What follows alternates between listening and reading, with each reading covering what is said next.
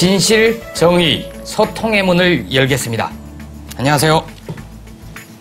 국민 행복을 위한 창조 시사 프로그램 시사게이트, 오늘 11번째 시간입니다.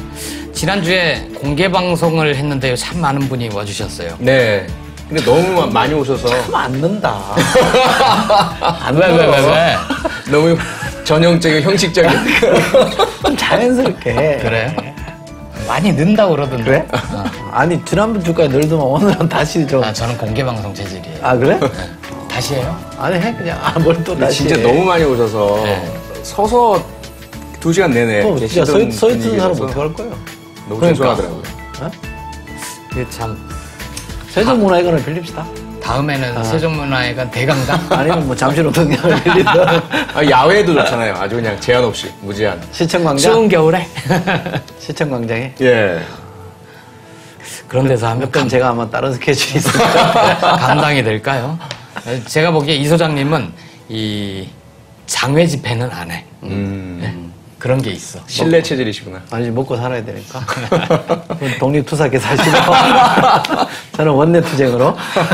원내, 장외. 그렇지. 저는요. 어? 저는 양쪽 다 띄어야지. 저는 신문만 기자니까. 띄게요.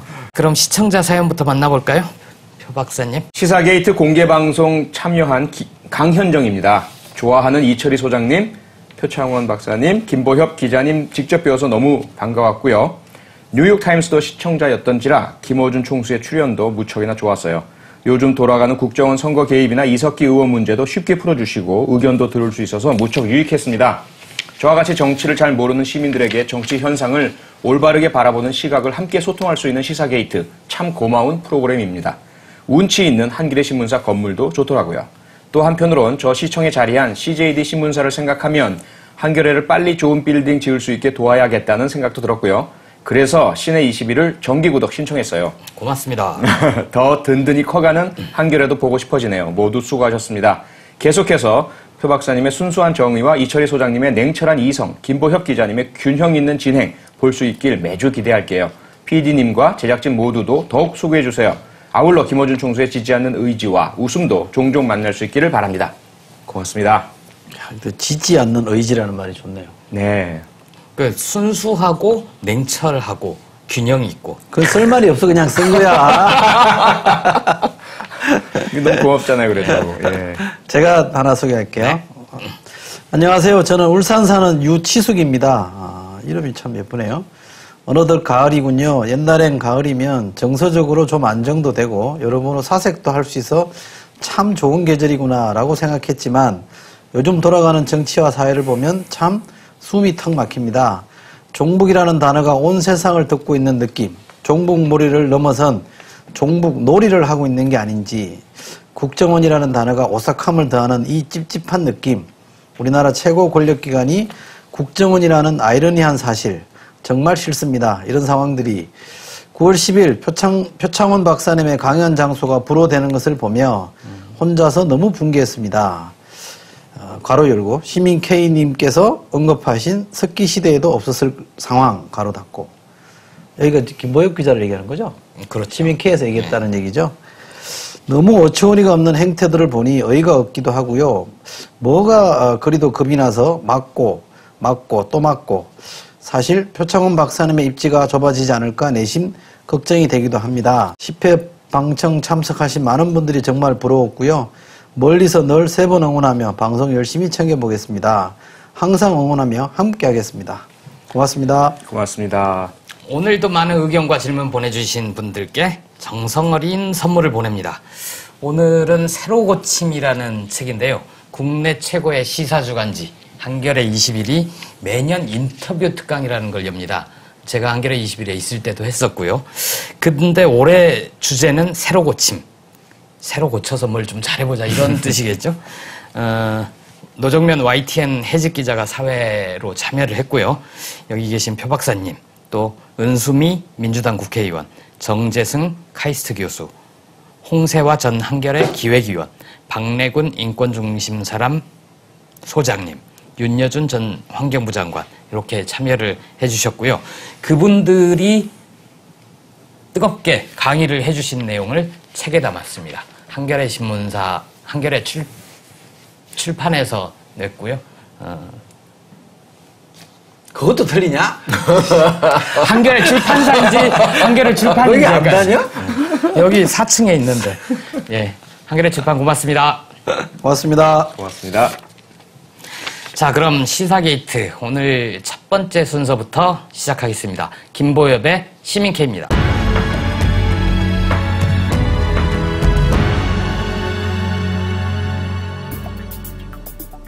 싸이의 강남 스타일이 바로 창조경제다.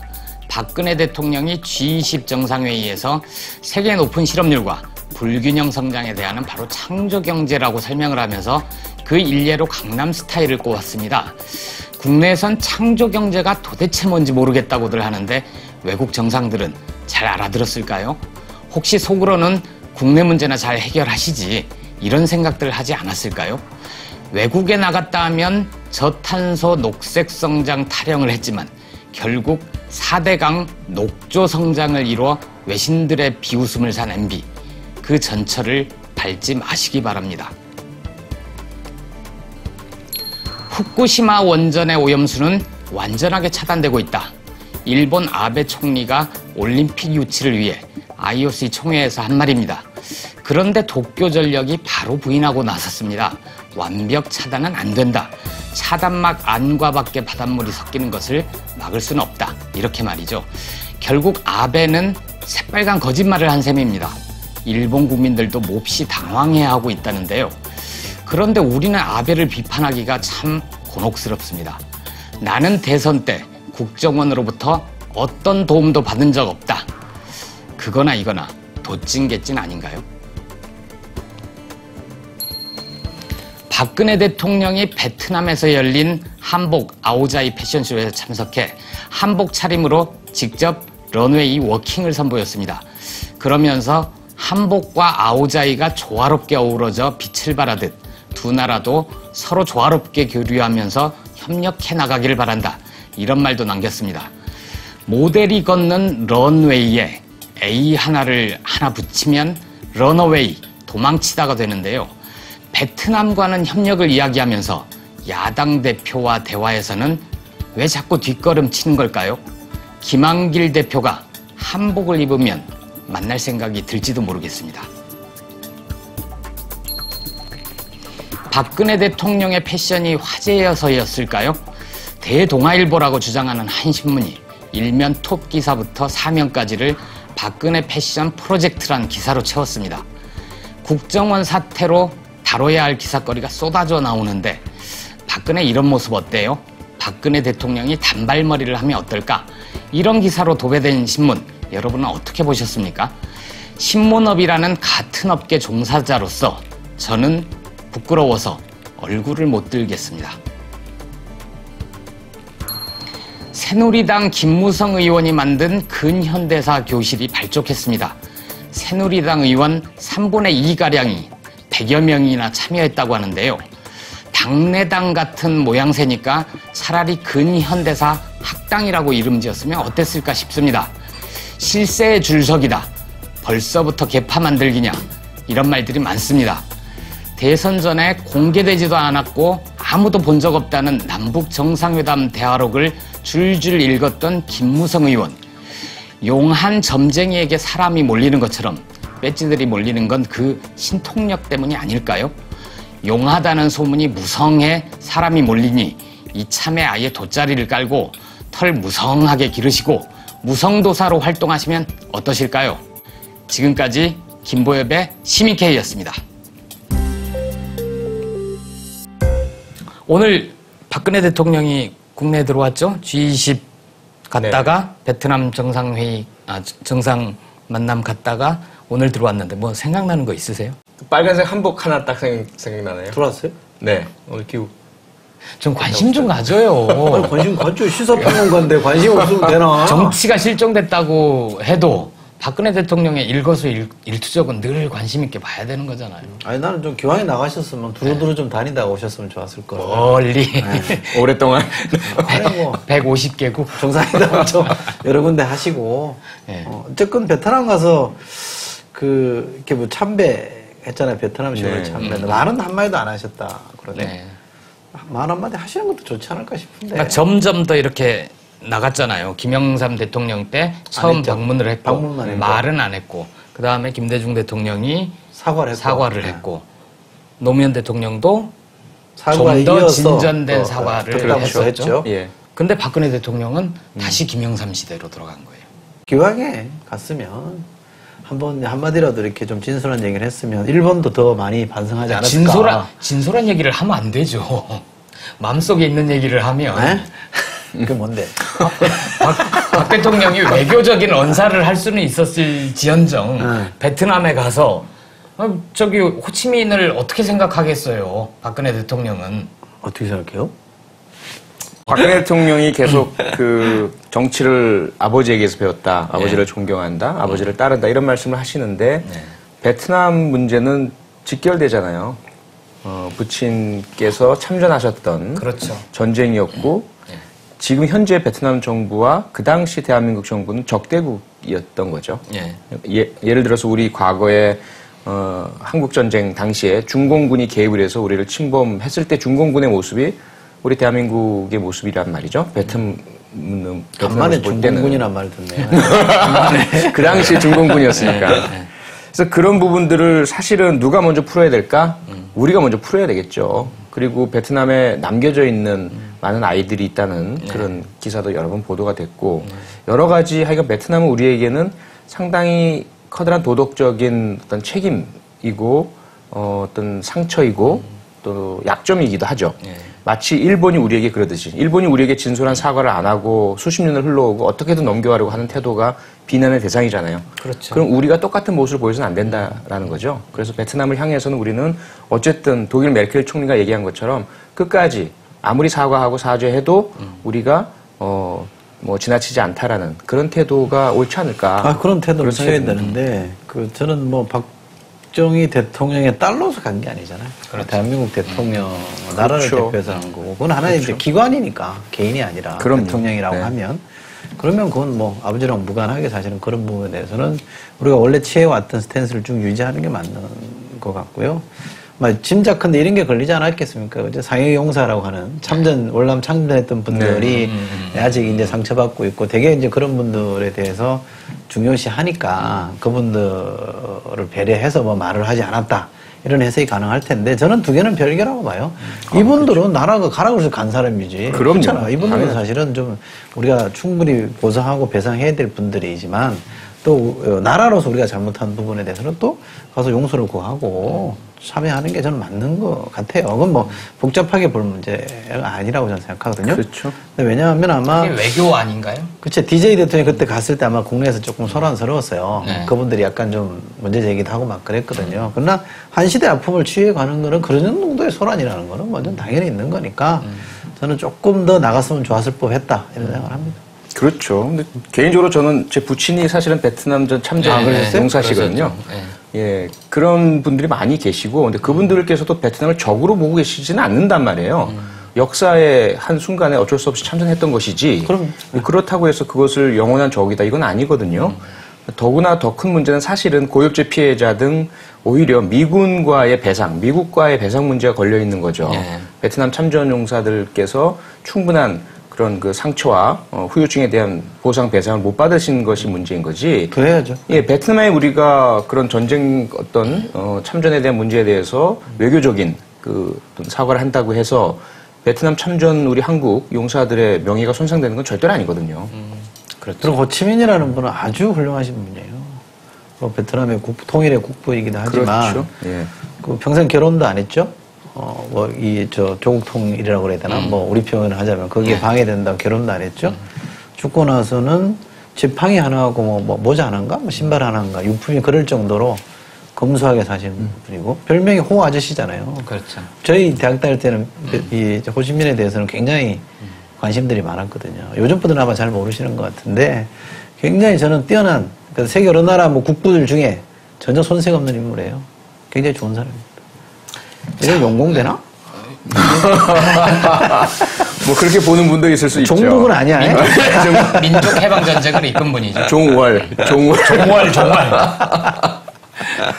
정월 이철희 선생. 오늘 본격적인 토크를 해볼까요? 그렇죠. 세간에 가장 화제가 되고 있는 얘기가 뭡니까? 최동욱, 혼외자, 조선일보, 예. 뒤에 괄호하고 국정원. 이렇게 돼 있죠. 국정원은 과로를 꼭 해야 되는 아니, 거죠? 뭐 아직 증거가 없으니까. 네. 저는 모르겠습니다만 박지원 의원이 국정원이라고 말씀을 하시더만요. 아, 네. 그래요? 네. 그렇게 짐작된다. 그분도. 그렇게 짐작된다. 그런 그러니까 뭐 사건을 간단하게 요약을 하자면 조선일보가 어느 날 갑자기 최근 최동욱 검찰총장이 혼외자가 있다. 근데 나 진짜 질문. 네. 기자시잖아. 네. 그런 내용 기사가 일면 톱으로 쓰일만 한 거예요? 아니요. 왜 그런 거야?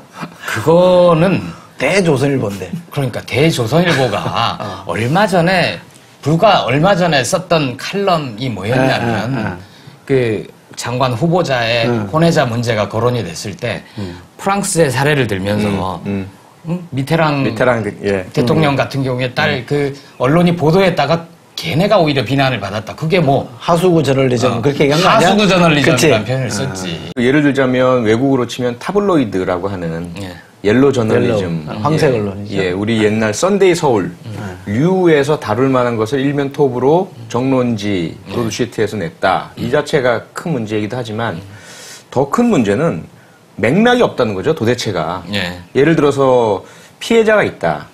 그 해당되는 뭐 혼외자나 그 어머니가 피해자 있죠. 예, 국정원. 예를 들어서 혼외자로 인한 피해자가 아니잖아요. 거기에서 뭐 양육비를 안 준다거나 분쟁이 생겼다거나 예. 이런 게 있으면 그래도 공적 인물이니까 이 문제를 다룰 수 있어요. 예.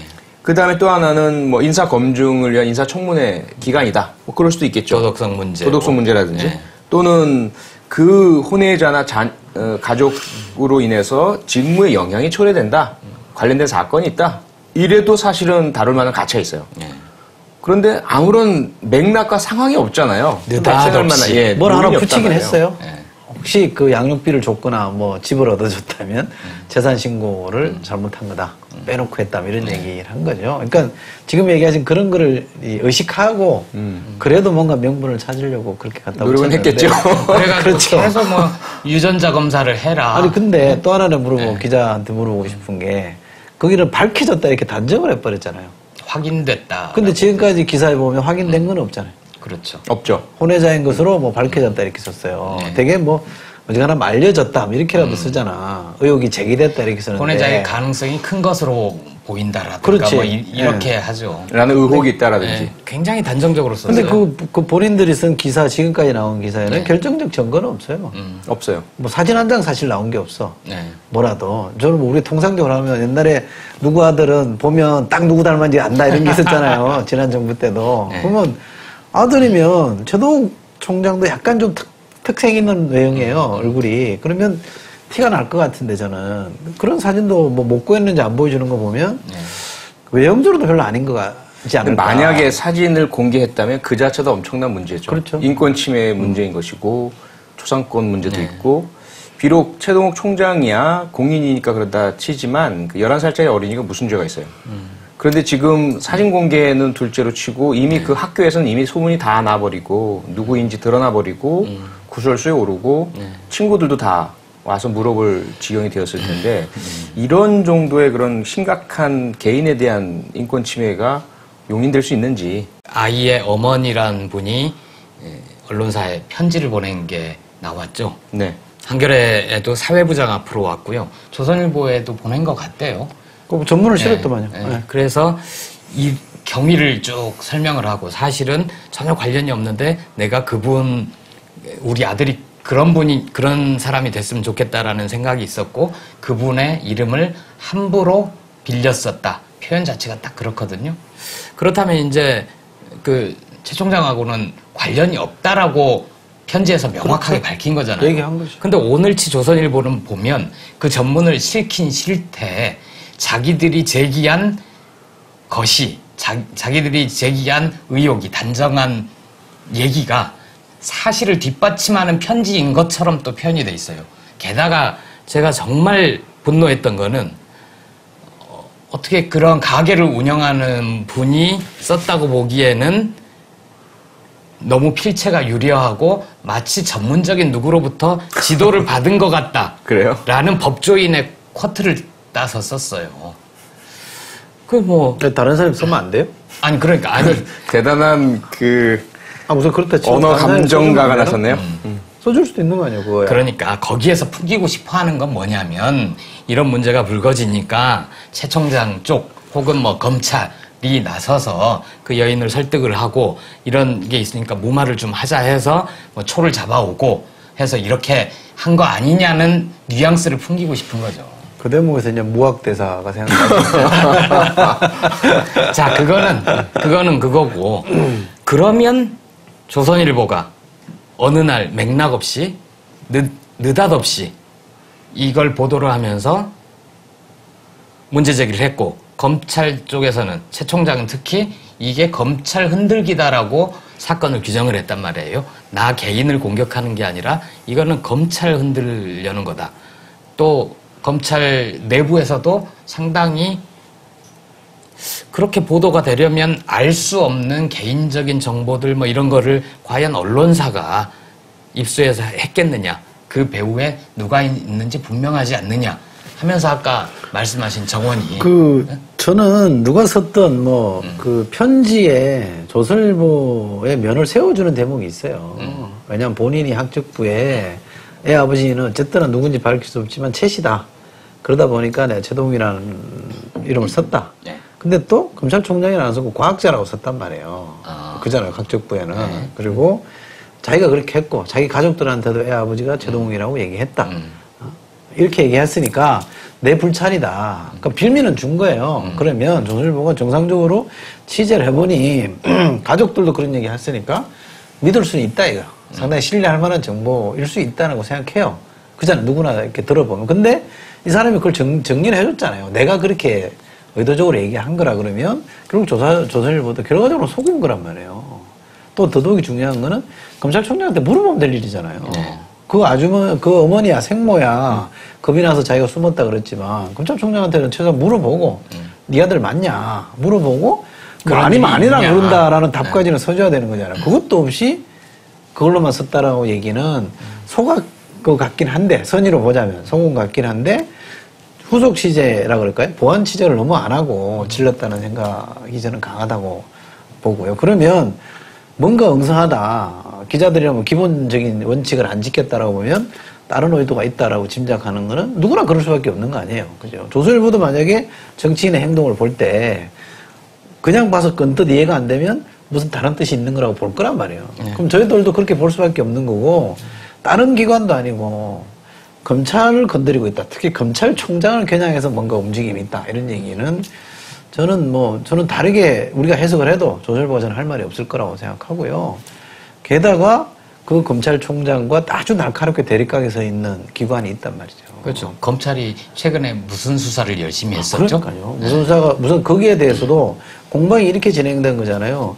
국정원이 선거 개입했다는 검찰 수사 발표를 하고, 근데 이 국정조사에서는 이 사람들이 가서 다 부인해버리고 그랬잖아요. 근데 검찰이 다시 재판에서 관련 증거들을 다시 공개하니까 국정원이 또 할 말 없게 된 거. 그렇죠. 이거에 대한 불만일 수 있는 거고, 또 하나는 이석기 사태랑도 저는 관련이 있다고 봐요. 그렇죠. 이 사건에 대해서 제대로 하라고. 거기서 너무 자신감을 얻었어, 국정원이. 압박해 들어가는 거거든. 왜냐면 어차피 기소하는 거는 검찰이니까 검찰에서 이걸 잘 해서 국정원이 원하는 대로 해서 가져야 되는데 다른 소리 할까봐 겁이 나니까 미리 압박해 들어간 거라고 저는 해석하거든요. 네. 그렇게 보면 이 타이밍이나 아주 저는 이게 너무 이거는 누가 봐도 삼척동자가 봐도 딱 그림이 나오죠. 눈에 딱 보이죠. 그림이 나오죠. 눈 두드러져 보이기 때문에. 뭐 평론가가 얘기할 것도 없어요. 딱 쉬운 그림이잖아요. 딱 보면 알아요.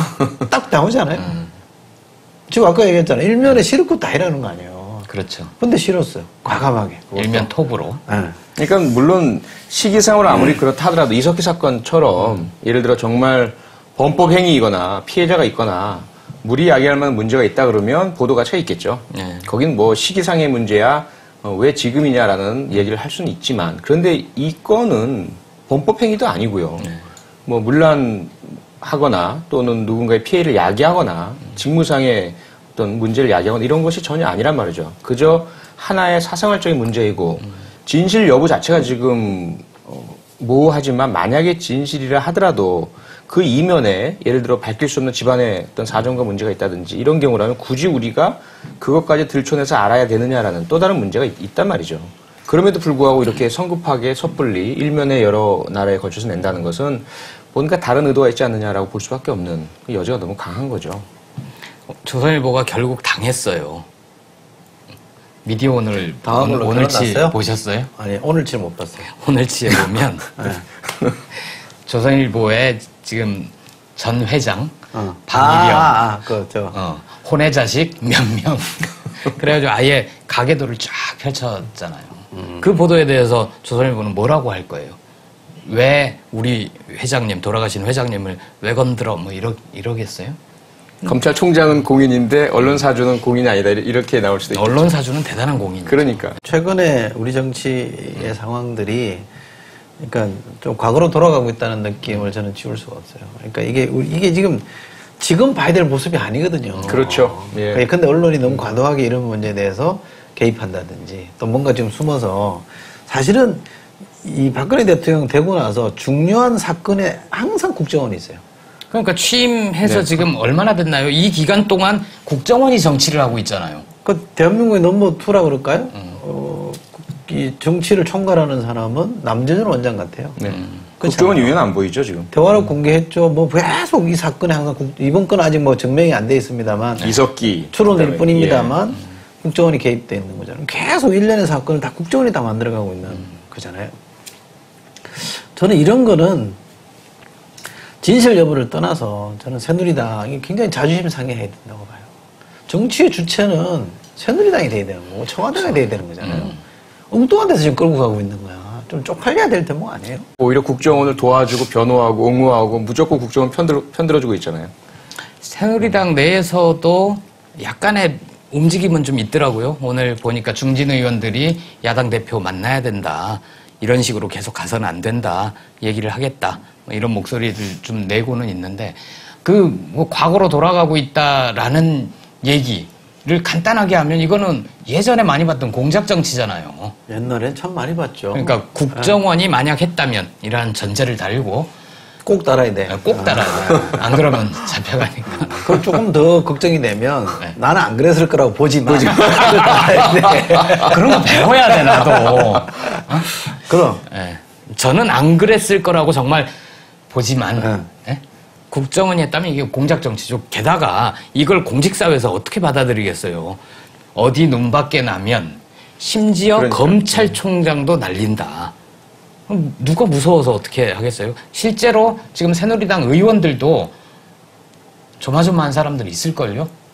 옛날에 제가 이제 그 실명을 못 밝힙니다만 지금 민주당 국회의원 하는 어떤 분을 만났더니 대한민국 3대 기관을 조심해야 된다라고 얘기해요. 민간 기업 하나 얘기하고 국정원 S. 국정원 하나 난 S라고 얘기도 안 했어. 저는 그렇게 생각하지는 않지만 S일 것 같아요. 뭐 국정원도 얘기하고 하나가 언론사를 또 얘기했어요. 이 세 군데 찍히면 우리 속된 말로 여의도 가면 찌라시라는 게 있잖아요. 정권과 정보지가 돌잖아. 계속 뭐가 나온대. 그거와 관련된 본인과 관련된 뭐 여성 문제라든지 뭐 문제라든지 하여간 계속 그 찌라시의 이름이나 소문이 돌나는 거예요. 계속 나오면 그런 거 사람들이 같잖아요. 사실은 안 믿어도 그 사람에 대한 이미지는 형성이 돼버려요. 찌라시를 보는 사람들은. 또 찌라시를 보는 사람들은 누구냐면 대개 언론이나 이렇게 이 여론을 형성할 지위에 있는 사람들이 보잖아요. 뭐 여의도 사람들이 많이 보고 언론사 사람들이 많고 관공서 사람들이 많이 보니까 사실은 안 믿더라도 그 사람에 대한 이미지를 그렇게 바뀌어버린다는 거야. 반복되기 시작하면. 그게 무섭다라고 얘기하더라고요. 그러니까 자기는 끊임없이 그게 따라다닌다는 거야, 루머가. 그 되게 그런 얘기는 믿고 싶어 하잖아요. 믿고 싶어 하죠. 남의 약점. 약간 불행, 사생활 관련된 얘기는. 비밀, 이런 건 또. 또 근거 없이 우리나라 사람들이 또 믿어요. 몰래 훔쳐보기죠, 그런 게. 믿는다는 게 많은 과거의 문제. 경험 때문에 사람들이 믿어지게 되는 거죠. 학습 효과이기 때문에 믿는 사람을 탓할 일은 아닙니다만 어쨌든 그 얘기를 제가 들으면서 어디에 잘못 보이면 안 되겠구나. 이런 겁을 내게 돼 있어요. 누구나나. 예를 들면 최근에 왜 CJ 이재현 회장 건도 다르게 해석하는 게 있잖아요. 그렇죠. 저기 어디 들이댔다가 저 꼴났다 이런 얘기 한단 말이에요. 그러면 누구도 겁을 먹죠. 아, 저기 들이댔다가는 큰일 나겠구나. 그럼 저기는 건드리면 안 된다. 그게 사실 성역이 되는 거예요. 그게 엄청난 권력이 되는 거죠. 그런 나라가 민주주의 국가입니까?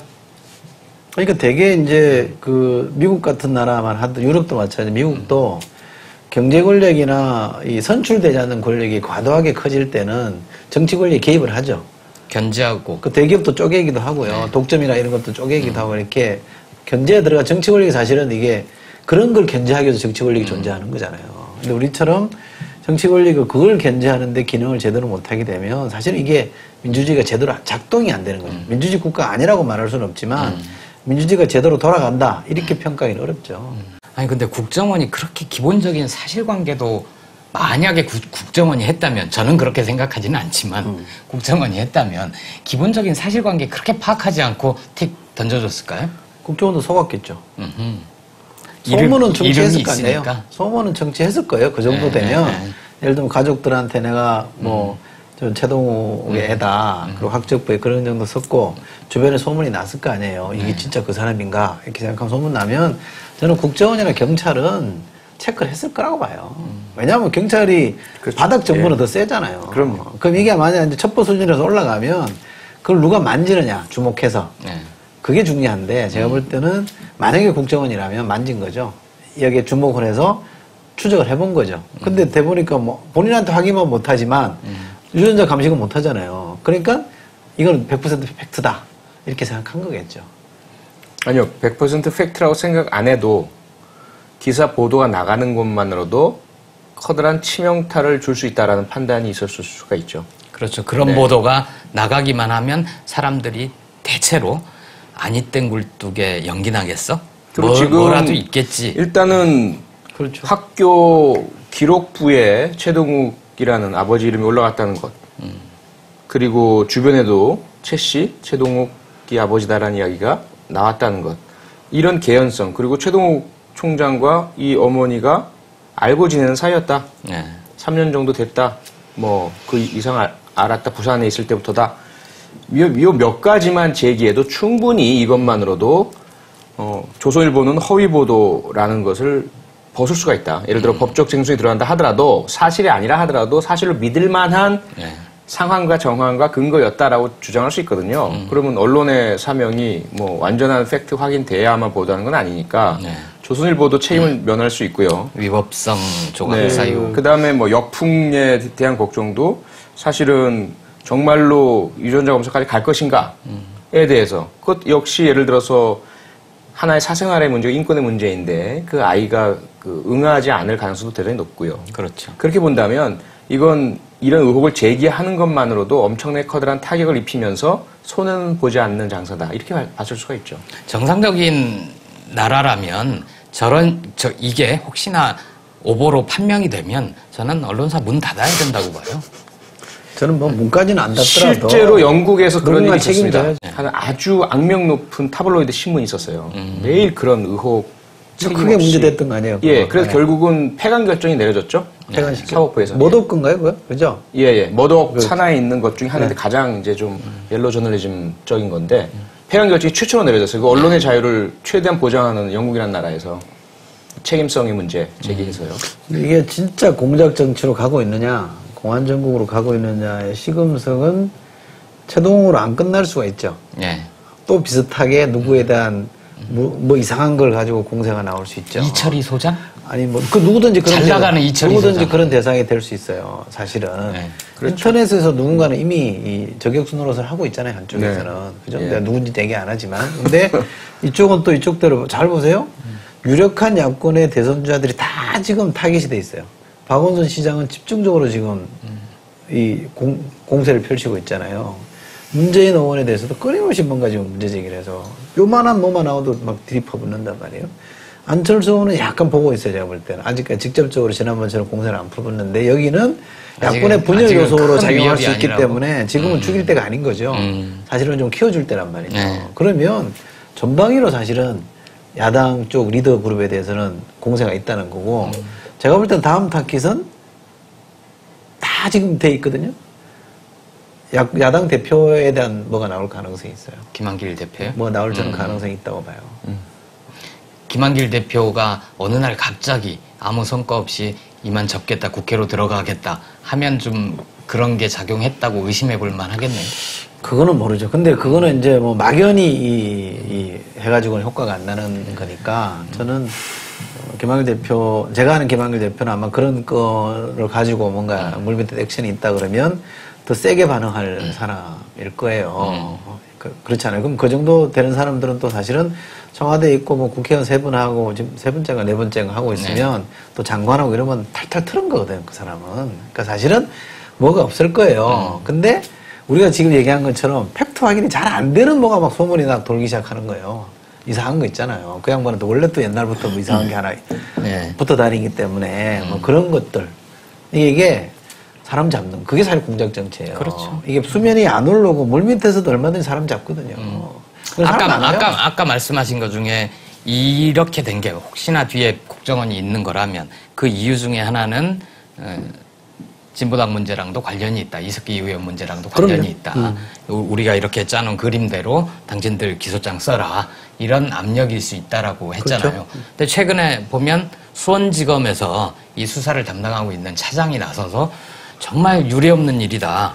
공안 사건 중에서 이렇게 많이 혐의 내용이 보도가 되고 자기도 모르는, 검찰도 모르는 뭐 여적죄 혐의를 적용할지 말지 이런 얘기들까지 대문짝만하게 나가고 정말 이례적이다. 이런 얘기를 했거든요. 이것도 그러면은 이 맥락에서 볼 수 있는 건가요? 그렇죠. 아니, 근데 그건 너무 심해서 아마 그럴 거예요. 그거는 뭐 최 총장 도와주기 위해서 그런 건 아닐 거라고 저는 생각하고. 보통 우리가 고종석 씨인가?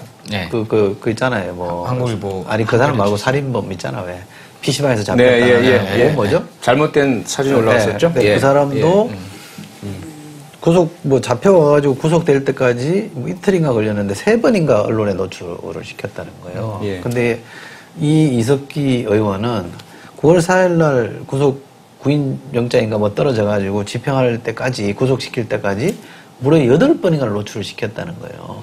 계속 전례가 나오던데요? 없다는 거예요. 네. 그리고 보통은 말할 기회를 준다는 거예요. 이렇게 세워서 심경을 얘기할 기회를 주는데 계속 막 끌고 다닌다는 거예요.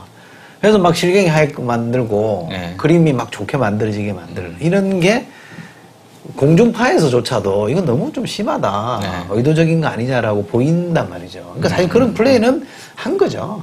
그래서 자꾸 이상한 놈, 나쁜 놈, 뭐 이렇게 공권력에 대해서도 저항하는 놈 이런 식의 이미지를 자꾸 만들려고 하는 거기 때문에 저는 뭐 어느 정도는 뭐 그럴 수도 있다고 봐요. 그러니까 이 사람에 대한 여론 재판이라는 걸 본인들이 원하는 게 있을 테니까 그런 게 있지만 그러나 그걸 너무 과하게 하면 세상에 과유불급이라는 것만큼 딱 진실이 없거든요. 과하면 역풍이 불게 돼요. 사람들이 느낀다니까 이제는 쟤들 좀 너무 심하다. 이러면 사실은 사람들은 꼭 응징을 하거든요. 우리가 2010년 선거 때 그랬잖아요. 지방선거 때도. 지난번에 그 이명박 대통령 시절에 강호순 연쇄살인 사건이 터진 적이 있었잖아요. 그때 엄청나게 많은 보도가 나왔고 인터뷰도 나오고 그 당시에 이제 문제가 됐던 게 청와대 행정관이 경찰청 대변인실에 문자 메시지를 보내서 그때가 막 광우병 촛불 일어나고 난리 났을 때 그 사람이 누구 아들 아니었어요? 그 행정관이? 행정관 누가 아들인지 모르겠는데 뭐 누가 아들이라고 막 그랬던 예, 것 같은데 어쨌든 그때, 그죠? 그 당시 그 문자 메시지를 보내서 강호순 사건은 너무나 좋은 호재니까 키워라. 예, 자꾸 언론에 노출시켜라. 이런 그 메시지가 대변인실에 있었던 기자한테 들켜버렸잖아요. 그래가지고 기사화돼서 난리가 난 적이 있었는데, 그러니까 예를 들어 그런 거죠. 그런 정말 해선 안 될 사건 자체에 대한 그런 거는 제가 솔직히 고백하면 어느 정도는 다 조금씩 있어요. 왜냐하면 불리한 이슈로 가면 약간 요걸 좀 이렇게 톤다운 시키거나 이렇게 터닝하고 싶을 때는 그렇게 해요, 사실은. 그런 거 정도는 미국도 있어요. 그런 거 정도는 좀 귀여운 거죠. 해서는 안 될 일인데 그 공작 정치니 뭐 이런 이건 좀 거에 너무 비하면 과도하게 막 나가버리는 거니까 그런 게 어느 정도 있다 그래도 우리 표 박사 실망하는 저 표정을 보니까 아니요, 저는 그때 너무 분노했었죠. 내가 답답하네. 왜 분노했냐면 그야말로 이건 피해자들이 그 유가족들이 슬픔의 눈물을 흘리고 있고 그 가운데 일부는 실종 신고를 하러 갔다가 면박당한 분들도 계셨단 말이에요. 그런 국민적인 슬픈 사건이고 분노가 일어난 사건인데 이거를 이용을 해서 제가 청와대에 있을 때나 노무현 정부 때 그런 거를 키우지는 않아요. 그러니까 어쨌건 이제 그런 사건을 여론을 호도하는 수단으로 사용해서 자꾸 더 노출시켜라 라는 메시지를 날리고 또 그걸 만약에 받아서 그대로 경찰청이 수행한 것이다라고 한다면 이건 정말 접어야 된다. 경찰청하고 청와대 접고 나가야 된다라고 저는 개인적으로 생각했었던 거죠. 그래서 상당히 그때 화가 났었고 이번 사건 역시 예를 들어서 이석기 의원에 대한 물론 수사기관 입장에서 최대한 자신들의 수사의 성과를 높이 보이고 또 범행을 강력하게 부인하는 피의자가 조금 더 나쁘게 보이고 싶어하는 그런 욕구는 있을 수 있겠죠. 그런 것들이 은연중에 반영될 수는 있겠죠. 하지만 그것이 만약에 의도적이고 계획적이고 조직적으로 그런 식으로 행해진다면 이건 불공정 수사이고 불공정 절차이면서 사업 절차에 방해를 준다고 봐야 될 거예요. 제가 이제 오해를 없애기 지난 정부 있었던 사람, 민주정부 10년에 있었던 사람들 제가 약간 오해될 수 있는 발언을 한 것 같아서 그분들은 예를 들면 뭐 이런 사건이 났으니까 아까 말씀한 그런 사건들을 막 키워서 이렇게 하자 이렇게 하지는 제가 알기로는 하지 않은 것 같고 예를 들면 좀 정치적으로 좀 불리한 사안이 있으면 어떤 정책 발표를 좀 하루 이틀 좀 땡긴다든지 뭐 이런 정도는 용인되는 수준이라고 봐요. 있는 걸 어거지로 막 덮어서 뭐 새로운 걸 꺼내서 하는 이게 물타기나 이런 게 아니고 최소한 뭐 민주정부는 그렇게까지는 안 갔거든요. 또 그렇게 할지도 못해요, 사실은. 왜냐면 마음의 부담을 지기 때문에. 그렇게 했으면 더 잘했겠지. 그렇죠. 그래서 사실은 그렇죠. 그때도 내부에서는 그런 논쟁을 많이 했거든요. 이런 것도 좀 해야 된다. 야, 그런 거 하면 안 된다 갖고 많이 써왔거든요. 그래서 그분들이 우리 표 박사 얘기한 그런 사례처럼 하지는 않았다라고 제가 알기는 그렇기 때문에 오해를 안 했었으면 좋겠다. 그 국정원의 이 과잉 뭐 얘기를 하니까 드는 생각이 최근에 천안함 프로젝트 영화 그 한쪽에서 쫙 내려버렸잖아요. 메가박스죠? 네, 메가박스에서 내려버렸는데 그게 뭐 뒤에 단체가 어느 단체인지도 모르고 그거 보면서 또 들었던 생각이 이석기 의원 이 사건 때 보면 이 제보자가 천안함 때문에 천안함 사건을 겪으면서 북의 호전성을 깨닫고 뭐 이렇게 돌아섰다는 식으로 나왔는데 저는 그거 보면서 굉장히 자기적이라고 생각했어요. 국정원이 하나로 둘을 한꺼번에 해결하려고 하는구나. 일타상피야? 예. 아니 지금 국민들 중에 당시만 해도 절반가량이 천안함 침몰에 대해서 굉장히 의문을 가지고 있고 조사단의 발표에 대해서도 굉장히 뭐 문제가 많았잖아요. 그러면 오히려 그 제보자는 천안함의 호전성, 북의 호전성 이런 것보다는 이런 방식의 운동이 과연 대한민국을 바꿀 수 있겠냐, 성공 가능성이 있겠냐. 그 운동의 회의를 했으면 이렇게 전향할 수 있죠. 아, 그 제보자? 제보자.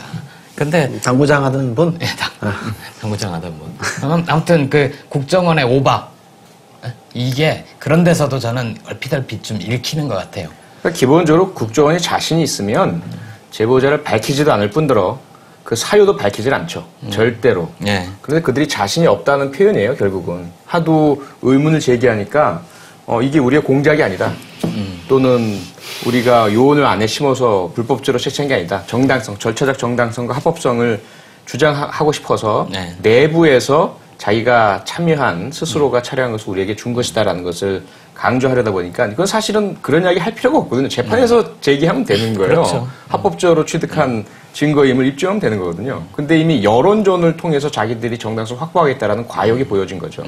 그러다 보니까 제가 초기에는 진보당의 그런 어떤 이석기 감싸기를 맹비난을 제가 했잖아요. 그러지 마라. 그리고 야권이나 시민들한테 도움 청하지 마라. 당신들이 법적 투쟁에서 이겨내라. 그리고 나서 그런 정당성을 가지고 야권에서의 도덕적 우위를 점해라. 이렇게 욕을 했었는데 이후에 국정원에 나오는 모습들을 보니까 이건 너무 좀 심하다. 해도 너무하고 내란 음모라는 것 자체의 실체는 전혀 보이지도 않고 네. 그 다음에 전 정말 3년 동안 내사했다길래 뭔가 있는 줄 알았어요. 아무것도 없는 상태 인제부터 그러니까 그 문제가 뭐냐면 인제부터 압수수색과 구속을 통해서 북과의 연계성을 밝히겠다. 북과의 연계성이 없다는 거예요 지금. 그럼 지금부터 그걸 찾아내겠다는 게 말이 되느냐는 거죠. 그런 와중에 나온 이야기다 보니까 이게 제보자가 뭐 그런 천안함 사건 때문에 돌아섰다는 동안 절대로 해서도 안 되고 할 필요도 없고 하면 더 의혹을 불러일으킬 만한 설명만 자꾸 하고 있는 모습들이다. 표 박사님 여적죄라는 말은 좀 그 죄명은 들어보셨어요? 저는 저야 뭐 저희 분야니까 알죠. 아는데 이게 여적죄와 내란 음모죄는 상충되는 죄거든요. 네. 경립할 수가 없어요. 내란죄는 내부에서의 이런 전복, 국가 전복이나 또는 지방의 국토를 참절하거나 네. 헌법적인 그 기능을 무력화시키는 이런 것들을 말하는 거고, 여적죄라는 것은 외적, 외부에서 우리를 침범하는 적군에게 동조해서 그들에게 이롭게 하는 것들 여적죄라고 하거든요. 그러니까 을사오적 정도 되면 여적죄 그렇죠. 적용이 가능한 그렇죠. 거예요. 그렇죠. 그런데 지금 내란 음모라는 걸 이야기했다가 전혀 같이 갈 수 없는, 어떻게 본다면 대상자가 완전히 달라져 버려야 되는, 그리고 내용도 달라져 버려야 되는 여적죄라는 것을 이야기한다는 것은 이미 처음부터 대단히 무리한 적용이었다.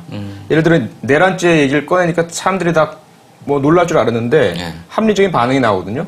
내란죄가 적용되려면 적어도 국가 전복 예. 또는 국토 참절 이런 정도의 뭐 실행 효과가, 계획이 좀 계획도 그렇지만 실제로 그런 효과가 예상될 정도가 되어야만 이것이 음모든 예비든 그게 적용될 텐데 100명이 모여서 전화공 얘기하고 뭐 밥통 폭탄 얘기하는데 이게 무슨 내란이야. 이건 그러니까 그 내란 선동으로 지금 가는 거죠. 아니, 그러니까 그건 음모가 안 되니까 선동 얘기하는 거고요. 예, 내란 자체가 안 된다는 그 구성 요건 자체가. 예.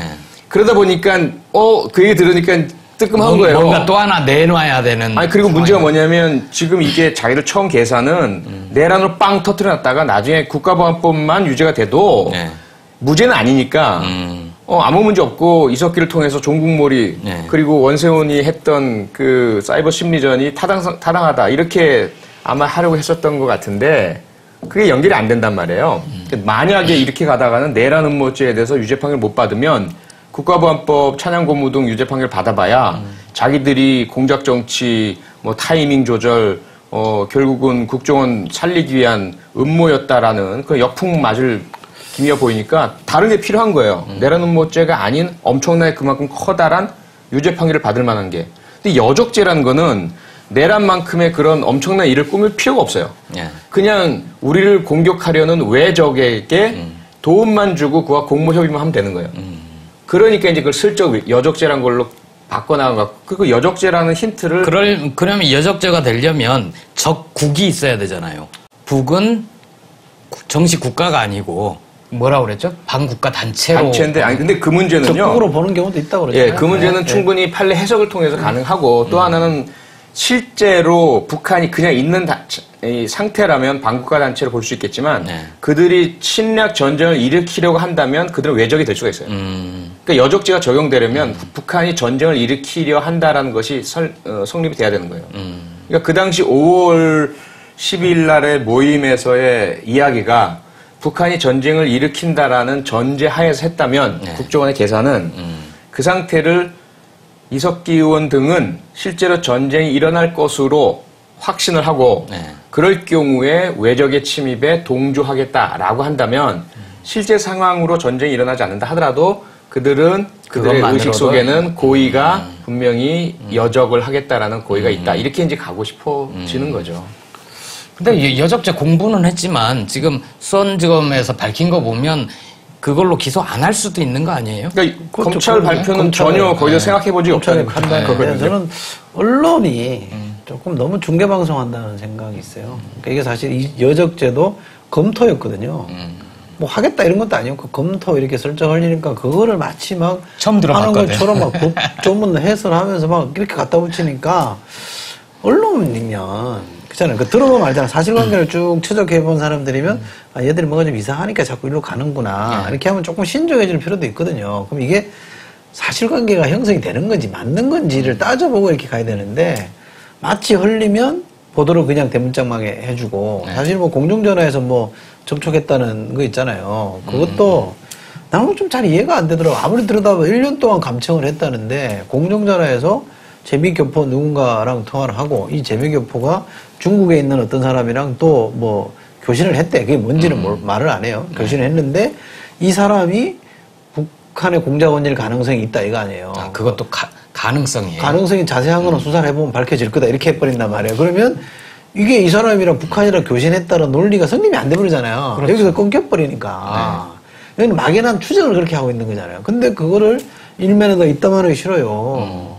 그건 중계방송도 아니고 뭐라 그래야 되나 이렇게 확대방송이라고 그래야 되나?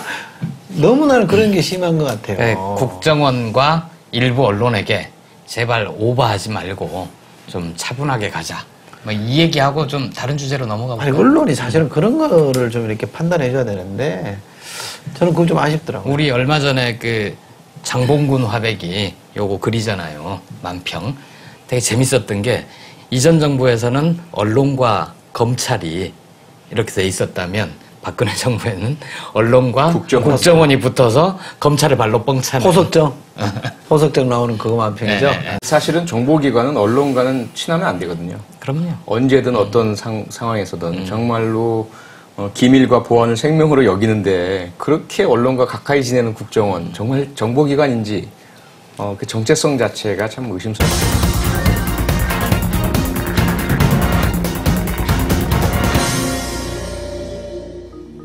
누르면 튀어오르고 막으면 터집니다. 이승만 정권의 독재와 3.15 부정선거에 저항하는 목소리를 누르고 막아서 4.19가 터져나왔고 박정희 대통령 사망 후 민주주의 회복을 위한 목소리를 누르고 막아서 5.18이 터져나왔습니다. 전두환 독재를 끝내자는 외침을 누르고 막아서 6월 항쟁이 터져나왔습니다. 국정원 사건의 진실을 밝히자는 고려대학교 강의를 막고 눌러서 사회적 관심이 커지고 있습니다. 천안함 프로젝트라는 영화 상영을 막고 눌러 영화는 물론 천안함을 둘러싼 의혹에 대한 국민의 관심이 커지고 있습니다. 권력을 쥐고 있는 분들은 지금이 21세기 2013년이라는 사실을 모르고 계신 듯합니다. 자유와 진리의 전당, 대학에서 열리는 강의를 막아 헌법에 보장된 학문의 자유를 억누르고 무한 상상의 열린 마당, 영화의 상영을 막아 헌법에 보장된 예술과 표현의 자유를 탄압한다면 우리 21세기 대한민국의 국민뿐 아니라 전 세계가 알게 되고 관심 갖고 표현하게 된다는 현실을 전혀 모르고 계신 듯합니다. 고맙습니다. 사실 그동안 많이 힘들고 지쳐 있었습니다. 검찰 수사와 국정조사를 지켜보며 진실과 정의를 외쳤지만 듣는 분들이 점점 줄어드는 것 같아 지치고 이석기 의원 내란 음모 사건이 터지면서 그 진위 여부와는 별개로 진짜 종북의 존재라는 생각만으로도 촛불의 힘이 약해지는 것 같아 지쳐 있었습니다. 그런데 우리보다 더 지치고 초조했던 것은 역시 권력자, 당신들이었던 듯합니다. 강의를 억누르고 영화 상영을 막아 국민의 관심과 세계의 주목을 불러일으켜 주시는군요. 고맙습니다. 우리 모두에게 오랫동안 쉽게 치유하기 힘든 냉전시대적 국민 분열이라는 상처를 준 당신들, 불의한 권력자들께서도 편안하고 풍요로운 추석 한가위 잘 보내시기 바랍니다. 많은 국민께서는 비록 아프고 쓰리고 답답한 마음 부여잡고 오랜만에 만난 가족끼리 세대와 생각의 차이로 다투고 갈리고 불편해지는 추석이 될지언정 권력자 여러분께서는 풍성하고 여유로운 추석 잘 보내시기 바랍니다. 추석이 끝난 후 다시 진실과 정의를 향한 싸움 우리와 벌이셔야 하니까요. 제 진솔한 속마음은 부디 그 부질없는 고집과 집착을 버리시고 과거의 잘못을 솔직하게 인정하시고 희망찬 미래를 향해 우리 모두가 통합하고 공정하게 경쟁하는 세상을 열어주셨으면 하는 강한 바람과 희망을 가지고 있습니다. 지성이면 감천이라 했습니다. 추석 한가위 연휴 기간 내내 저는 그 바람과 희망을 다듬고 키우겠습니다. 하늘이 응답하시고 깨어나 조율해 주시리라 믿습니다. 고맙습니다. 최동욱 검찰총장만큼 지금 세간에 화제가 되고 있는 분이 또 한 분 있죠. 박원순 서울시장. 네. 이 영유아 보육법, 이 무상보육 예산을 어떻게 할 것이냐, 이거 가지고 새누리당과 토론을 또 어떻게 할 것이냐, 이거 가지고 얘기가 좀 많잖아요. 중립적인 입장에서 평가를 하자면 새누리당은 참 바보 같은 판을 벌이고 있는 거예요. 결과적으로 박원순만 키워주고 있거든요. 그러고 있죠. 예. 박 시장은 제가 볼 때 지금 야권의 선수들, 속된 말로 뭐 대권 선수 이런 게 아니라 야권의 주요한 액터들 중에는 중립적 입장에서 평가하더라도 제일 잘하고 있는 사람이에요. 왜냐하면 대통령 붙었잖아요. 그랬었죠.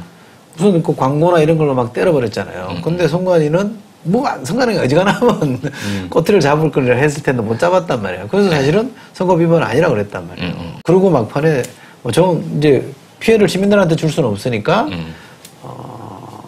지방채 발행해서 이제 하겠다. 추경 예산 하겠다 이렇게 한 거란 말이죠. 그러니까 문제가 원인이 어디 있는지는 다 드러내고 그러나 나는 하늘이 두 쪽 나도 이걸 못할 수는 안 할 수는 없으니까 한다. 잘 만들어진 그림이 돼버린 거 아니에요. 그러다 대고 새누리당이 자꾸 뭐라고 하니까 엉뚱한데 자꾸 개찌 붙는 그밖에 안 되는 거거든요. 그러니까 나는 왜 저럴까? 이게 뭐 사생활 문제나 이런 걸로 계속 흠집내면 사람들이 그래도 뭐가 좀 있으니까 그러겠지 이럴지 수는 있지만 저런 건으로 붙으면 대통령이 한 약속이 있는데 그렇죠. 공약으로 박혀 대통령이 있는데 공약으로 뭐라고 그랬었죠? 그러니까. 그거 자꾸 잊지 말고 상기해야 돼요. 걱정스러운 게 새누리당이 하는 게 딱 일배 방식이에요. 일배. 예.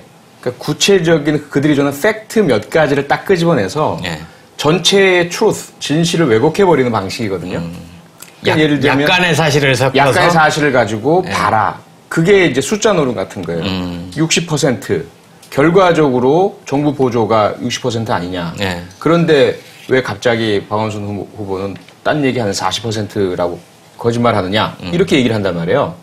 근데 그걸 일반인들이 들을 때는 그런가 보다라고 하겠지만 하나하나 따져 들어가다 보면 아니거든요. 새누리당 주장에 문제가 있고 결과적으로 맞춰준 것이 60%지만 출발은 40% 출발한 게 맞는 것이고 네. 이것을 언제든지 국가가 60% 보장할 수 있게끔 법을 만들자, 네. 법을 제정하자라는 주장을 박원순 시장이 하고 있고 네. 거기에 대해서 재정기획부는 반대하고 있는 거잖아요. 그러니까 그렇게 하기는 하는데 나라 돈은 못 쓰겠고 지방자치단체 니들 돈을 좀 많이 써라 그러고 있는 거잖아요. 그 내용 자세히 아시죠? 그거는 이제 지금 이제 아마 표 박사가 얘기한 게 그거 같은데 네. 지금은 서울시의 경우에는 국고가 20%고 서울시가 자체 부담이 80%, 2대 80이거든요. 네.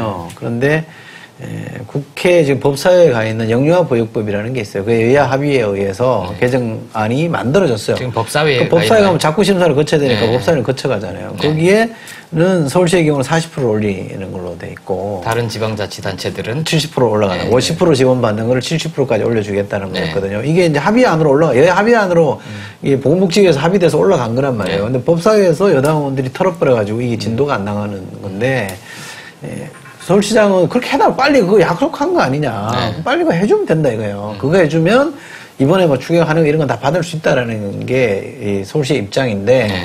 그건 못 해주겠다는 얘기고 왜 못 해주겠다는 얘기는 조금 이따 얘기하기로 하고 이번에 그러면 기재부가 뭘 얘기했냐면 우리가 20%만 준 게 아니고 다 따져보면 40%가 넘더라. 결과적으로 보니까. 40% 줬는데 왜 자꾸 딴소리 하냐 이런 얘기거든요. 그러니까 받아친 거란 말이에요. 그러니까 서울시 입장은 아니 주다 보니까 40% 주고 이런 거 말고 좀 제도화 시켜달라 이런 얘기거든요. 아니 법에서 합의한 사항을 그렇게 해주면 되는데 왜 그걸 못 해주겠다느냐는 거고 이제 금방 왜 그러면 그게 안 되고 있느냐. 기재부가 이번에 오늘 그러니까 며칠 전에 들고 나온 게 그거예요. 시행령에 기금관리, 그러니까 보조금관리법이라는 게 있더만요. 네. 보조금관리법이라는 게 있는데 거기 시행령에 30% 주는 걸로 그럼 우리가 바꿔주겠다. 그러니까 10% 깎은 거죠. 10%포인트 깎아서 이제 30% 하는 걸로 하고 다른 관광단체는 60% 주는 걸로 70%에서 60% 떨어뜨리는 70에서 거죠. 60으로 그렇죠. 가고 40에서 30으로 그렇죠. 가고 이거를 이제 시행령에 규정해 주겠다라고 하는 걸로 대안을 제시했는데 이 얘기는 무슨 얘기냐면 영유아 보육법에 비율이 명시화돼 버리면 기재부가 어떻게 할 방법이 없는 거란 말이에요. 그렇죠. 기재부는 대통령령에 자기들이 관리하는 보조금 관리법에 집어넣어서 그것도 시행령에 집어넣어야 그때그때 바꾸면 되거든요. 시행령은 국회 보고할 사항이 아니거든요. 보고만 하면 되거든요. 국회에서 뭐 법을 만지는 게 아니기 때문에 그렇죠. 그렇게 하겠다는 거니까 제가 볼 때는 이 기재부에 무슨 부처 이기주의도 좀 끼어 있는 것 같고 자기 거 내놓기 싫다라는 것도 좀 있는 것 같고 결국은 대통령이나 정부가 마음만 먹으면 40% 주겠다고 한 건 올라가 갑자기 20%가 될 수도 있는 거기 때문에 이렇게 예측 불가능해서는 안 되는 거잖아요. 그러니까 저는 이 건도 사실은 내용적으로 꼼꼼히 따져보면 서울시의 주장이 무리한 게 아니고 또 서울시 보고 뭐 재정 자립도가 80%인데 니들은 맨날 돈 더 달라고 그러냐. 그 뭐 징징대는 사람처럼. 부자 지방자치단체 그렇지. 당신이 그렇게 경영을 말하잖아요. 못해서 그런 거 아니냐. 근데 재밌는 통계를 보면요. 1인당 세부담이라 그래야 되나? 1인당 그 재정 투입하는 비율로 보면 서울이 꼴찌예요. 그렇죠.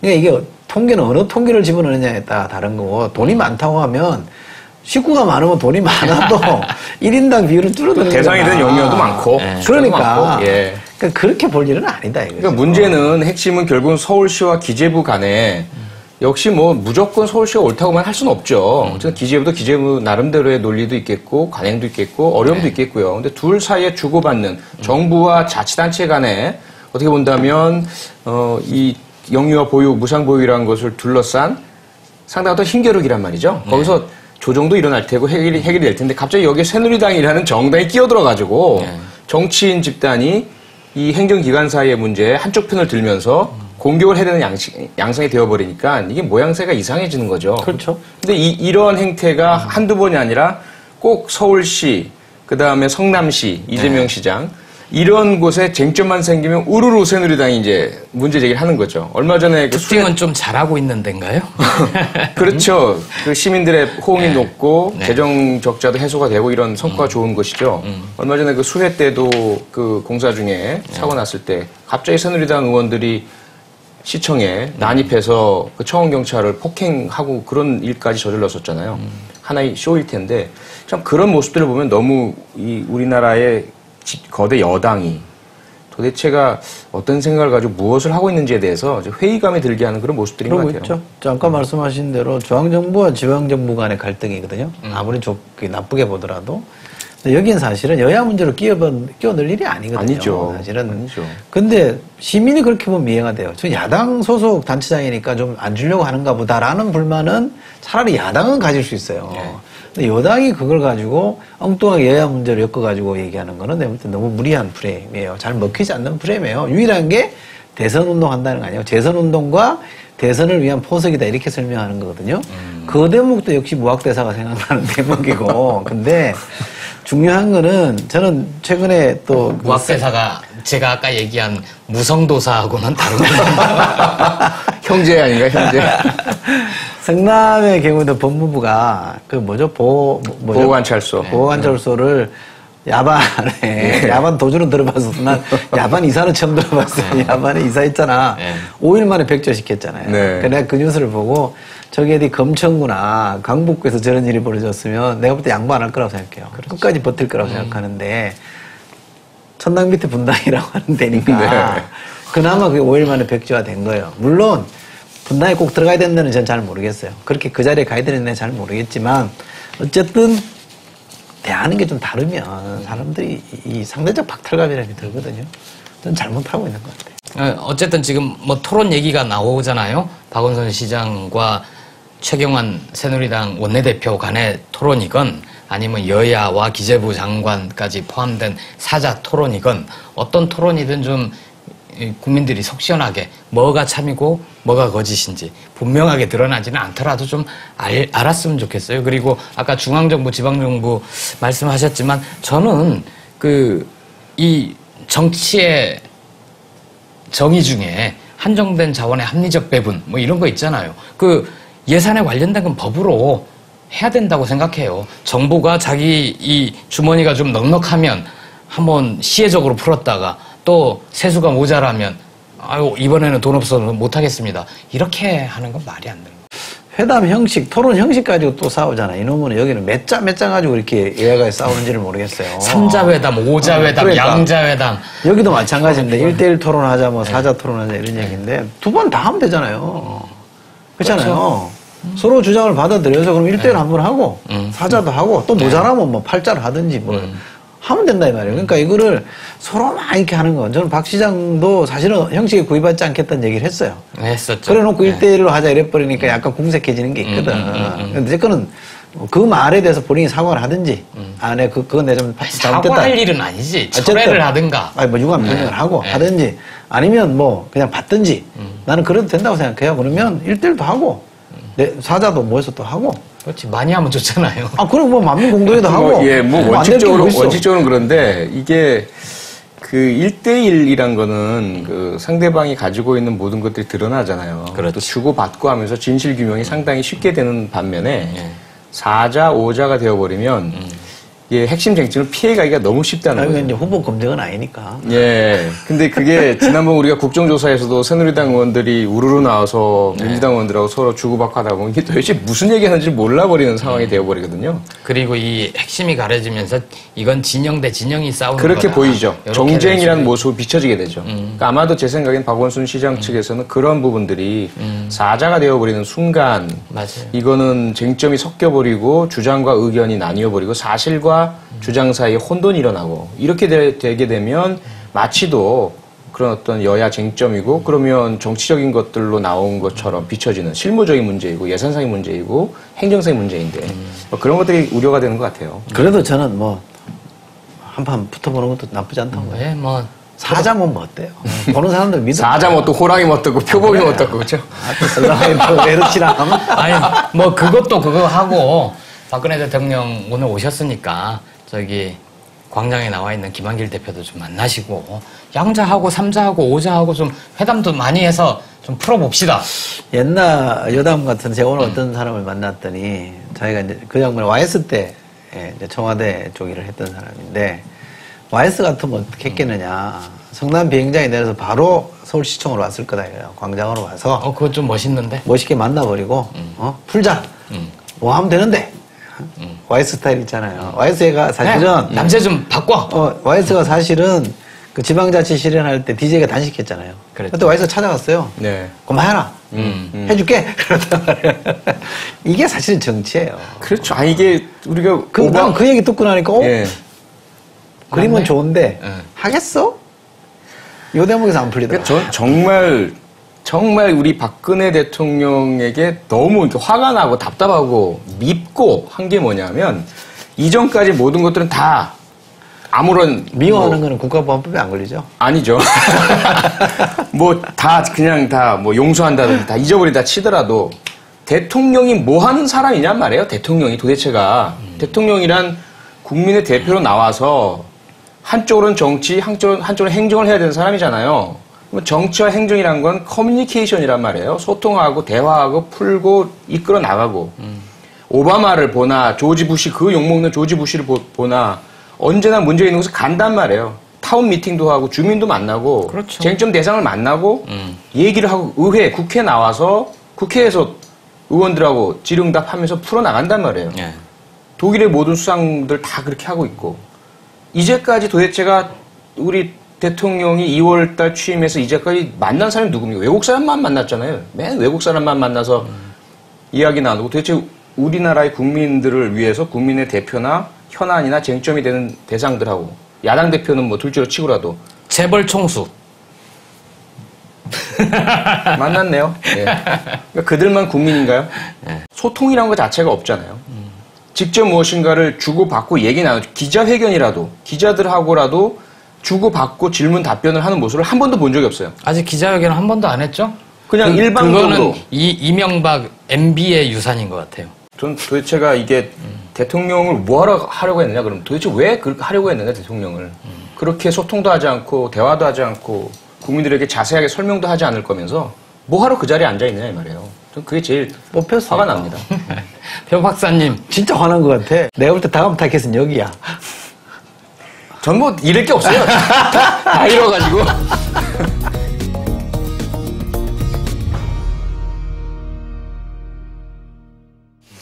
이번 주에도 굉장히 많은 질문 보내주셨어요.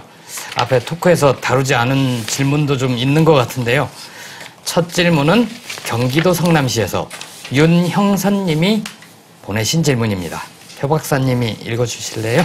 네, 안녕하세요. 이철희 소장님께 질문 여쭙고자 합니다. 최근 이석기 의원의 내란 음모 혐의 사건이 메가톤급 이슈로 떠오르면서 다시 한번 느끼는 사실이 있습니다. 언제부터인지 우리는 정확하게 3등분된 사회에 살고 있는 듯 합니다. 좌 혹은 우, 그것도 아니면 무관심인 사회인 거죠. 얼마 전 제 후배 직원이 신입사원들과 이야기를 나누면서 한마디를 하더군요. 직장에서는 가급적이면 정치와 종교 이야기는 하지 마라. 한편으론 공감이 가면서도 한편으론 씁쓸해지더군요. 종교는 그렇다 치더라도 정치 이야기도 하지 못하는 사회에 살고 있다니. 저희 집안도 어르신들은 보수층 지지자. 물론 보수라 하기도 뭐하지만 정확하게 말하면 새누리당 지지층입니다. 그래서 간혹 뉴스에서 새누리당이나 민주당 관련 이슈가 나오게 되면 자연스럽게 말이 없어집니다. 지난 대선 때 크게 한번 다퉈본 적이 있는 터라 서로가 조심스러워하게 되더군요. 요즘 갈수록 정치에 무관심한 사람들이 늘어나는 추세라고 하던데 그런 것을 보면 아무래도 이런 갈등에서 벗어나고 싶어하는 심리적인 사람이 늘어나고 있어서 그런 것 아닌가 싶기도 합니다. 정치든 뭐든 발전을 위해서는 견제가 필요하고 경쟁이 되어야 하는데 자신의 의견도 표출하기 힘들어지는 사회에 살고 있는 게 아닌가 싶습니다. 제가 질문드리고 싶은 것은 요즘 같은 사회에서는 사람들이 자신의 정치적 의견을 표출하는 게 맞는 것인지 의구심이 들 때가 있기 때문입니다. 제가 제 의견을 제시하는 것이 서로가 서로에게 화합을 도모하는 것이 아닌 갈등을 불러오는 것이 아닌지 의구심이 들 때도 있기 때문입니다. 이러한 판국에 우리는 어떻게 나가야 할까요? 무관심으로 돌아서기엔 무엇인가 잘못된 것 같고 잘못되었다고 말하면 서로 간의 갈등이 깊어지는 것 같아 이도 저도 못하겠습니다. 혼란스럽습니다. 명쾌하게 해주세요. 어려운 질문이니까 명쾌하게 하라는 거지. 정치 얘기는 저는 해야 된다고 생각합니다.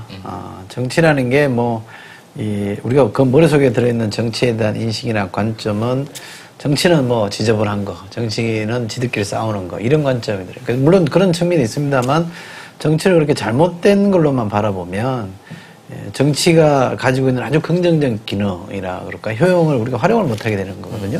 그래서 정치 얘기는 해야 됩니다. 그래서 사실은 외국의 선진국 가보면 내가 어느 당 지지한다는 얘기를 자랑스럽게 해요. 떳떳하게 합니다. 저는 데모크래시다, 저는 리퍼블리칸이다, 이런 얘기를 하거든요. 그게 그 정당이 다 좋아서 그런 건 아닙니다. 그죠? 그 기본적인 방향이나 가치를 공유하기 때문에 그렇게 얘기하는 거거든요. 우리도 그렇게 돼야 됩니다. 근데 그렇게 안 된 책임이 사실은 정당에게 있고 정치인에게 더 많다는 것도 저는 충분히 인정합니다만, 어쨌든 우리가 정치 얘기를 많이 하고 많이 함으로써 정치가 어디 방향으로 가야 될지, 또 정치인이 뭘 잘못하는 걸 어떻게 바꿔야 될지에 대한 생각들이 정리되는 것이고 여론으로 형성이 되는 거기 때문에 저는 얘기하는 거는 좋다고 생각합니다. 이게 얼굴 붉히는 거라서 안 하기 시작하면 아무것도 안 되는 겁니다. 대신에 정치라는 것은 내 주장을 상대방한테 설득할 수는 있습니다만 다르다는 거를 전제할 줄 알아야 되는 거죠. 다른 거를 틀렸다고 하면 안 되는 겁니다. 그러니까 부모님이 그렇게 보시는 거면 어떻게 해서든 또 이유가 있는 거기 때문에, 그렇잖아요. 경험에 의해서든 뭐든. 그건 그 자체로 존중을 해야 되고요.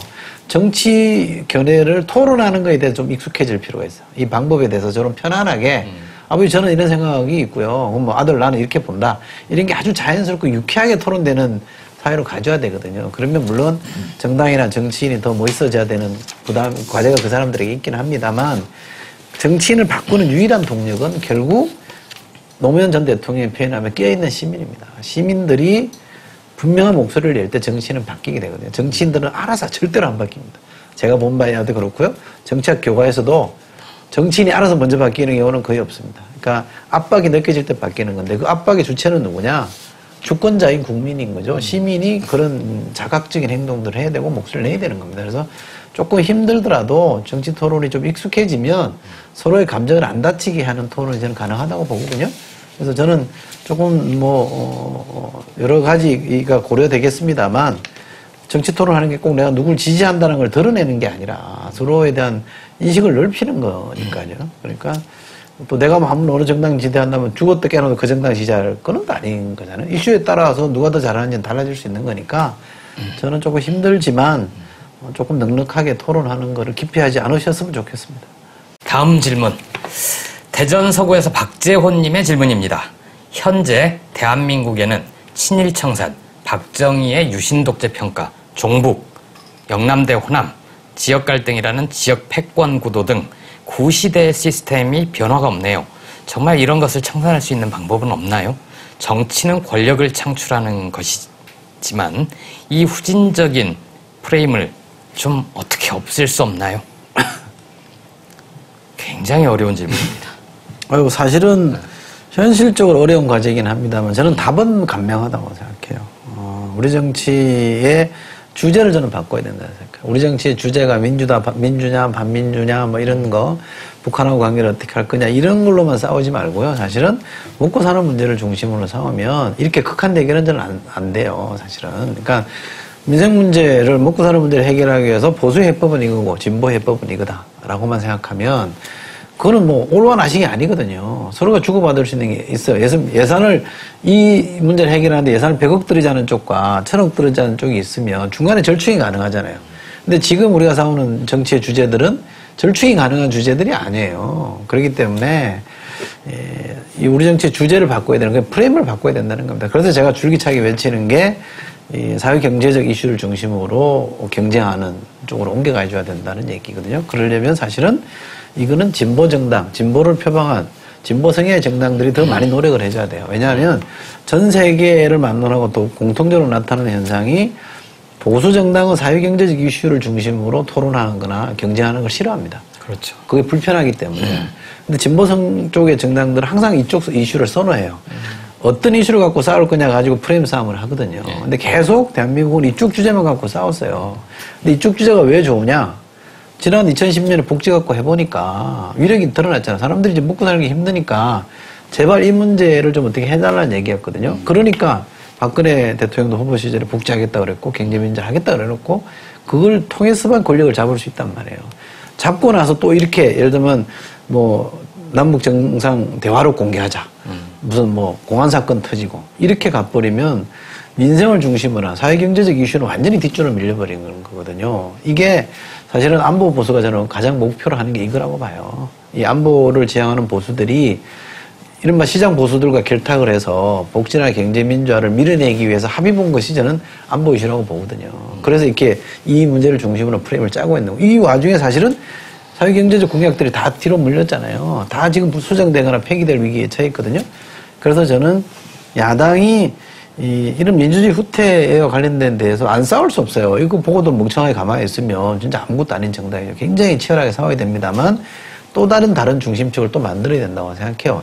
중심축이라는 게 이거는 접고 그럼 이걸로만 가자 이게 아니라 이전선대로 유지를 하되 또 다른 한편으로는 먹고 사는 문제, 보통 사람들이 절박하게 생각하는 문제를 중심으로 또 전선을 만들어야 되는데 이 부분을 잘 못해서 사실은 이른바 대항 권력으로 갈 수 있느냐 못느냐는 이 논란이 생기는 거거든요. 그래서 저는 어렵고 힘들지만 결국은 그렇게 가야 다수를 점하는 보통 사람들이 이 진보 정당에게서는 희망을 저는 걸 수 있다고 생각해요.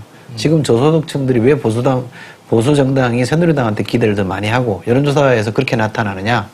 그거는 그런 프레임이 형성이 안 돼 있기 때문에 그렇다고 저는 생각해요. 그렇지. 그래서 저는 이른바 지역 이슈에서 계층 이슈로 옮겨야 된다. 누가 나를 대변하는가? 그렇죠. 누가 내 이해를 대변하는가? 그렇죠. 지역 이슈나 뭐 친북이냐 반북이냐 이런 이슈가 아니라 먹고 사는 민생 이슈로 이거는 이제 이 여당이 주야장창 얘기하는 민생이랑 또 다른 문제예요. 이 민생은 적선하는 민생이 아니고 사회경제적 약자들이 자기 권리를 찾는 의미에서 민생이기 때문에 저는 계층 이슈, 사회경제적 이슈로 가면 이런 문제는 자연스럽게 해결된다고 생각합니다. 근데 상대편이 전혀 그럴 생각이 없는데 이쪽에서 그렇게 가자 그러면 가시나요? 뭐 그러니까 어렵죠. 그러니까 그게 참. 그러니까 현실화가 어려운 거죠. 그 부분이 늘 저랑 부딪히시는 부분이에요. 이철희 소장님 말씀이 맞긴 한데 그 전제 조건이 있다. 전제 조건은 진실과 정의는 밝혀내고 구현한 다음에 그 다음 민생으로 가야 된다라는 거거든요. 이게 해결되지 않는 한 계속 도돌이표가 돼버린다는 말이죠. 다시 또 그냥 우리 어떻게 할까요? 지금부터 우리 다 잊어버리고 친일 독재하고 종북 쌤쌤 먹먹하고 시작합시다. 이게 될까? 현실적으로? 그 다음에 과연 그게 바람직한가? 이 두 가지 문제가 남아있거든요. 그래서 저는 해법은 역시 진실과 화해다. 남아공에서도 아파르테이트의 어떤 상처를 해결한 것도 진실과 화해였거든요. 그런 분쟁과 얽힌 복잡한 과거와 역사를 갖고 있는 곳에서는 사실은 답은 그거밖에 없다고 봐요. 어느 한쪽이 이겨서 상대방을 완전히 말살하고 복속시킨다? 이거는 절대로 가능하지 않을 뿐더러 바람직하지도 않거든요. 근데 그런 점에서 저는 정말 그 아픈 마음으로 비판하는 게 흔히 말하는 민주정권 10년간 김대중 노무현 두 대통령 시절에 했었어야 되는 거라고 보거든요. 시도는 했었어요. 과거사 청산위원회 만들었고 과거사에 대한 반성, 사과 대처 그건 일방적이었단 말이죠. 상대방 측과 함께한 것이 아니었어요. 그래서 차라리 조중동과의 전쟁 이런 거 벌이지 말고 그냥 집권하던 그 시기에 우리 과거를 솔직하게 있는 그대로 드러냅시다. 역사는 왜곡하지 맙시다. 있는 그대로 합시다. 대신에 당신들이 가지고 있는 힘과 권력은 또 부는 인정해 주겠소. 라는 진실과 화해를 통해서 그들이 눈물로 사죄하고 사과하고 과거의 악행과 폐해와 독재의 그 문제들을 그대로 드러내고 반성하고 하지만 이제 앞으로 우리 건전하게 보수와 진보로서 정책 경쟁합시다. 이렇게 해주셨으면 지금 그 세상에 왔겠죠. 근데 그게 안 됐단 말이죠. 그때도 감정의 문제와 현실성의 문제가 뒤섞이고 하다 보니까 지금 와서 다시 그들이 반격할 수 있는 기회를 줘버렸단 말이에요. 이제는 10년간 잃어버린 10년이라고 부르면서 집권한 이후에 되려 반격을 해나가고 방송에서 종편 만들어내고 종북몰이로 완전히 싹을 죽이려고 하고, 그러니까 이걸 어떻게든 해결하지 않고서는 민생으로 건전한 선진 정치로 이행 자체가 어려울 거다라는 게 제 생각입니다. 그렇게 볼 수 있습니다. 지난번에 한번 이거 갖고 얘기했는데요. 네. 잠깐만 보완해서 말씀드리면, 정치적 민주화가 100% 되고 나서 그 다음에 경제적 민주화로 가는 건 아니고요. 이게 정치적 민주화가 되면 그 다음에 경제적 민주화로 넘어가죠. 이게 상호 보완이 돼서 지탱이 돼요. 예를 들면 선진국일수록 제대로 된 민주주의 국가일수록 복지를 잘하고 있거든요. 근데 이게 단순히 복지는 더 주자는 게 아니라 이 민주주의를 지탱하는 지렛대 역할을 또 해요. 그러니까 복지라는 걸 통해서 다수의 사람들이 사회경제적으로 안정화되면 민주주의를 지키는 힘이 생겨요. 그런데 정치적 민주는 성숙했는데, 열렸는데, 가난하다. 많은 사람들이 가난하다 그러면 이 민주주의가 잘 안 지켜지는 게 문제가 있거든요. 그래서 저는 지금 민주주의 아니냐, 이 상황보다는 사실은 제가 원하고 싶은 핵심은 한쪽은 가난한 민주주의다 이거예요. 부자만 잘 사는 가난한 민주주의고, 이쪽은 다수가 잘 사는 행복한 민주주의로 가자는 거니까, 민주도 반민주 구조라는 걸 옛날 방식으로 접근하면 일반 국민들이 받아들이는데 저는 잘 동의가 안 된다고 생각해요. 그러니까 약간 더 이거를 경제적 이슈랑 묶어서 같이 가져야 된다는 거예요. 그래서 저는 행복한 민주주의와 가난한 민주주의의 대립구도를 만들어내야 민주주의도 살고 일반 국민들의 삶도 나아진다고 생각하거든요. 이게 이제 결부시키는 건데, 문제는 이걸 당면한 전선이나 전략적으로 어떻게 풀어낼 거냐, 이게 이제 숙제거든요. 근데 그게 정당의 몫이고 정치인의 몫이고 리더의 몫인데, 그 부분에서 이제 야당 정치인들이나 진보 성향의 정치인들에게 좀 아쉬움을 느끼는 게 그런 거죠. 힘들어요, 사실은. 보수는 쉬워요, 정치하기가. 과제가 다 주어져 있기 때문에. 그런데 여기는 새로운 걸 가려면 더 많이 고민하고 더 많이 똑똑해져야 되는데, 저는 그런 더 똑똑해지는 과정의 어떤 진통을 겪고 있다고 저는 생각합니다. 오늘 질문 보내주신 두 분, 그리고 채택되지는 않았지만 질문 보내주시고 또 의견 보내주신 여러분들께는 아까 앞에서 소개한 한겨레 21의 인터뷰 특강, 이번 주제 새로 고침, 한겨레 출판에서 협찬을 해주셨습니다. 이걸 선물로 보내드리겠습니다. 질문과 의견은 시사게이트 공식 메일, 시사게이트@한이.co.kr, 그리고 공식 트위터 시사게이트로 보내주시면 됩니다. 오늘 닫은 말은 어느 분의 글을 좀 인용을 하겠습니다. 시민들은 국정원 개혁을 요구하고 국정원은 이석기 사태를 터뜨리며 또 다른 이슈를 만들어가는 가운데 정의 구현보다는 자신이 선호하는 정치권 편드는 분위기에 사회에 팽배하다는 생각이 듭니다. 누구나 합의할 수 있는 정의가 살아나야 한다는 뜻에서 동참하게 됐습니다. 이분이 동참한 게 무엇이냐 하면 국정원의 대선 불법 개입 진상규명을 촉구하는 천주교 평신도 시국선언입니다. 8월 27일에 시작이 돼서 지난 10일까지 1만 1,350명을 넘었다고 하는데요. 저도 참여했고요. 참 이렇게 안타까워하는 분들이 많다는 걸 정치를 하시는 분들이 잘 기억하시고, 특히 정치의 실종에 상당한 책임이 있는 박근혜 대통령이 정치를 살려주셨으면 하는 바람을 갖고 있습니다. 다음 주는 우리 한겨레의 명절 한가위입니다. 저희도 그리고 우리 제작진도 한 주 쉬고 9월 27일에 찾아뵙도록 하겠습니다. 두 분은 연휴 계획이 어떻게 되시나요? 저는 경남 김해 갑니다. 큰형이 김해, 부모님 다 돌아가셨고요. 네. 큰형이 살고 있는 김해로 갑니다. 네. 태호 박사님. 저는 양가 부모님이 모두 인근에 사세요. 네. 그래서 멀리 안 가고 근처에서 인사드리고 네. 차례 지내고 그럴 예정입니다. 저는 집이 종로인데 이번에 상암동까지 내려가야 됩니다. 멀리 가시네요. 종로에서 상암동? 멀리 가시네. 자, 시청자 여러분들도 즐거운 한가위 보내시고요. 9월 27일에 저희들은 찾아뵙도록 하겠습니다. 소통의 문을 여는 시사게이트 11번째 시간 여기까지입니다. 다음에 뵙겠습니다. 수고했어요.